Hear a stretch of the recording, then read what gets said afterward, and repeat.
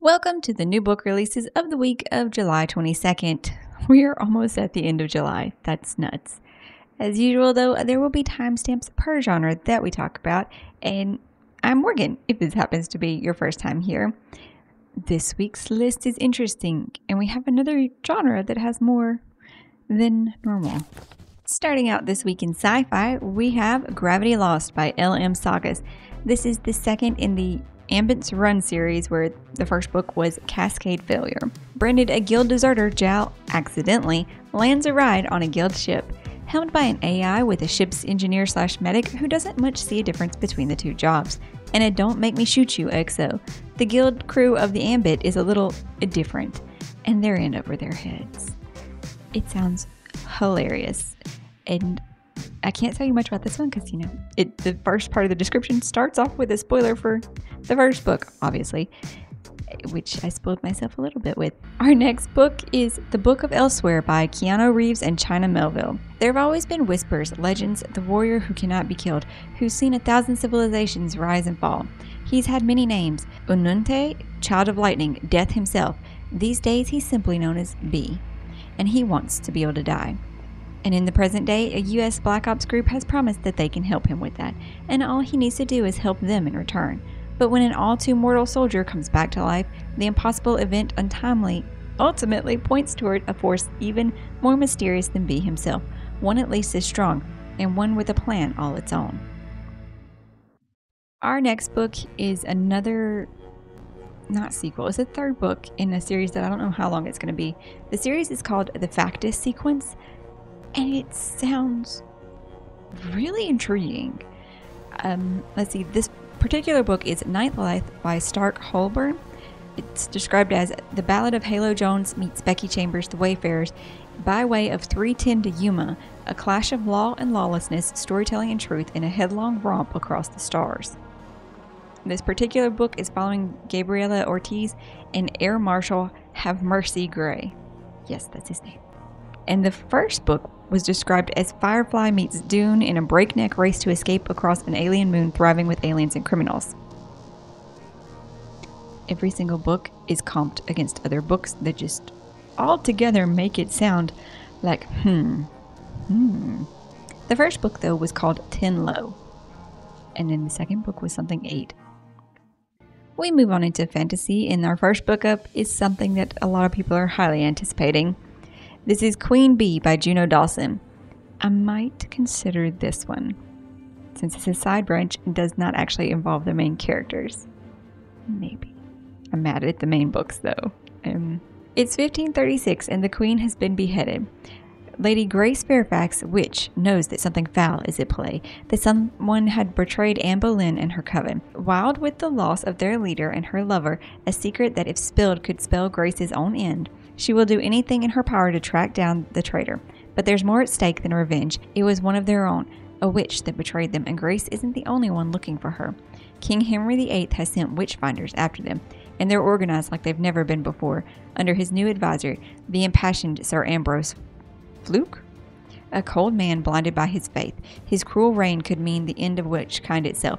If Grace wants to find her revenge and live, she'll have to do so. She'll have to do more than disappear. We have the next book in the God Eater saga releasing. This one is Deathless, Annals of the God Eater, Book 1. If I said that right. And this one is set 1,000 years before Harold. 7 were the godless kings who took their war to heaven.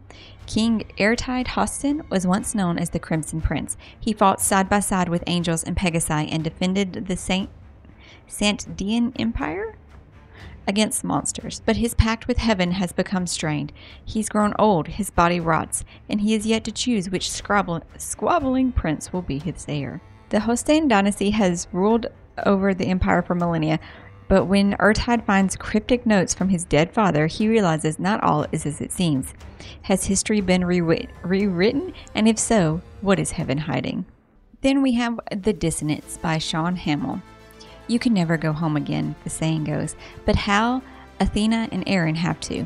In high school, the 3 were students of the eccentric Professor Marsh, trained in a secret system of magic known as the Dissonance, which is built around harnessing negative emotions, alienation, anger, pain, Then 20 years ago, something happened that shattered their coven, scattering them across the country, stuck in mundane lives, alone.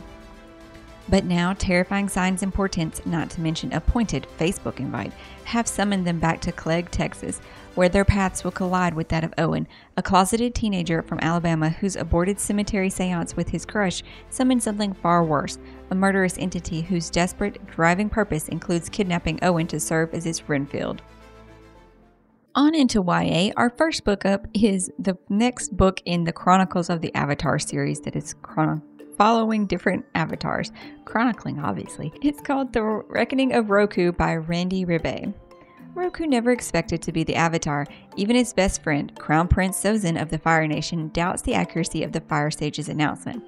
After all, Sozin is the strongest firebender of a generation, while Roku struggles to grasp the basic airbending principles, even after months of training under Sister Disha, his airbending master. Plagued by self-doubt but eager to confront the dangers ahead, Avatar Roku must learn where to place his trust in what it means to be the spirit of no nation, even if the lesson comes at a great personal cost. Then we have The Lost Souls of Byzantine. The author's last name is also going to be bad like that.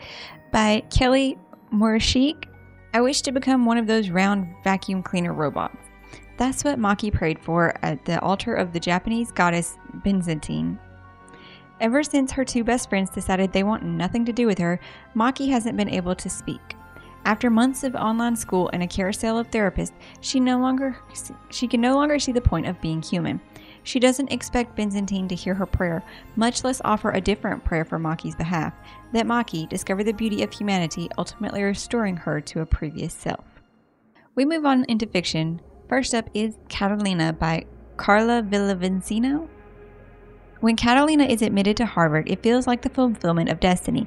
A miracle child escapes death in Latin America, moves to Queens to be raised by her undocumented grandparents, and becomes one of the chosen. But nothing is simple for Catalina, least of all her own complicated, contradictory, ruthlessly probing mind. Now a senior, she faces graduation to a world that has no place for the undocumented. Her sense of doom intensifies her curiosities and desires. She infiltrates the school's elite subcultures, internships in literary journals, posh parties, and secret societies, which she observes with the eye of an anthropologist and an interloper skepticism. She's both fascinated and repulsed. And every day the clock ticks closer to the abyss of life after graduation. Can she save her family? Can she save herself? What does it even mean to be saved? Then we have The Summer Club by Hannah McKinnon. Mayhaven is the best kept secret in Massachusetts. Tucked between old cedars and a spring-fed lake, the Mayhaven Beach Club has long been the ultimate escape to understated exclusivity. It's the place where Darcy Birch is supposed to be experiencing the best summer of her life, but there are a few things standing in her way. Her high-strung mother won't stop hovering over her. Her father is consumed by his job as president of Mayhaven, where she works as the summer camp counselor, and things are not as they seem. Or not as rosy as they seem, and her neurodivergent little brother is struggling to live with a measure of independence not everyone is ready for. Then there's the matter of the new neighbors. Flick Creevy, his mother, and stepfather have arrived in town, parking their enormous RV, not to mention all-night music and clouds of marijuana, in the Birch's perfectly landscaped backyard. Our last fiction is The Haunting of Hecate Cavendish by Paula Brackenston. England, 1881. Hereford Cathedral stands sentinel over the city, keeping its secrets, holding long-forgotten souls in its sulny embrace. Hecate Cavendish speeds through the cobbled streets on her bicycle, skirts hitched daringly high, heading for her new life as assistant librarian. But this is no ordinary collection of books. The cathedral houses as an ancient chained library, wisdom guarded for centuries, mysteries and stories locked onto its worn, humbled shelves. The most prized artifact, however, is the medieval world map, which hangs next to Hecate's desk. Little does she know how much the curious people and mythical creatures depicted on it will come to mean to her, nor does she suspect that there are lost souls waiting for her in the haunted cathedral. Our last one this week is going to be a mystery that sounds perfect for upcoming Halloween season, and that's Chaos at the Lazy Bones Bookshop by Emmeline Duncan. Normally, spooky season is Bailey Briggs' favorite time of year, and her Halloween-themed small town's time to shine. But between managing Lazy Bones Books, working on her graphic novel in progress, and running the Spooky Season Literary Festival, Bailey has hardly had a moment to enjoy Elin Hollow's spot-on seasonal vibes. Not to mention, at every turn, she seems to be tripping over the contentious crew of Gone Ghouls, a ghost hunting reality TV show currently filming around town. Bailey tries to stay focused on the Lit Festival, which is supposed to kick off Elin Hollow's annual Halloween fair. Instead, this year's festival begins with a murder. That's all for this week's list. If you know of any additional books, feel free to drop them in the comments down below. Maybe though you were able to find something intriguing to pick up off this list, either one coming out or one of the series' prior books that I mentioned. I know that a lot of things are on my radar now, so I just hope you found something awesome to read today, and I'll get to see you in the next one.